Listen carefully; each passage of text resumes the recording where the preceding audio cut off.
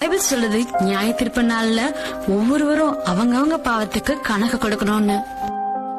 ஆனா கடவுள் என்ன மன்னிப்பாரு இல்லையா? அத நம்ம கோர்ட்ல பாக்கலாமா?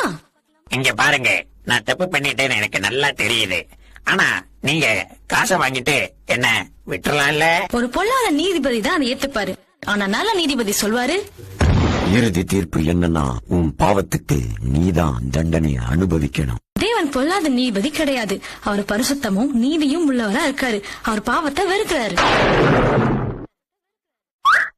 இயேசு கிறிஸ்து சொன்னாரு, அவருக்கு விரோதமா பாவம் பண்ற எல்லாரையும் அவியாம எரியுற அக்கினி கடல்ல போகணும்னு சொல்லி எச்சரிச்சிருக்காரு.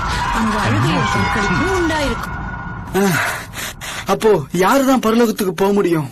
அதுக்கு ஒரே ஒரு வழிதான் இருக்கு.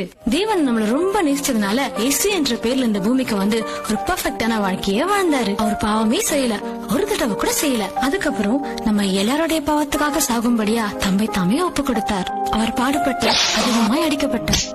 அவர் சிலுவையில் ஆணி அடிக்கப்பட்டு மரித்தார். அதனால பாவிகளான நமக்கு விடுதலை கிடைச்சது. அதுக்கப்புறம் அவர் 3ஆவது நாள் உயிரோட எழுந்து மரணத்தை ஜெயித்தாரு. நீ நித்திய ஜீவனை பெற்றுக்கொள்ள எதுவுமே செய்ய முடியாது. அது தேவனுடைய கிஃப்ட். யாரெல்லாம் இயேசு கிறிஸ்து முன்னாடி தாழ்த்தி மனம் திரும்புறாங்களோ அவங்களை எல்லாம் அவர் மன்னிக்கிறாரு. உங்களை சுத்தப்படுத்துறாரு. உங்களுக்கு புது இருதயத்தை தராரு. பைபிள் சொல்லுது, ஒருவன் கிறிஸ்துவுக்குள் இருந்தால் புது சிருஷ்டியா இருக்கிறான்னு. அதனால உங்க இஷ்டப்படி வாழ்றத நிறுத்திட்டு மனம் திரும்பி இயேசு கிறிஸ்து கிட்ட வாங்க. பைபிள படிங்க, அதன்படி செய்யுங்க. நீங்க கிறிஸ்துவுக்குள் வளர சபைக்கு போங்க. அதுக்கப்புறம் நீங்க பெற்ற சந்தோஷத்தை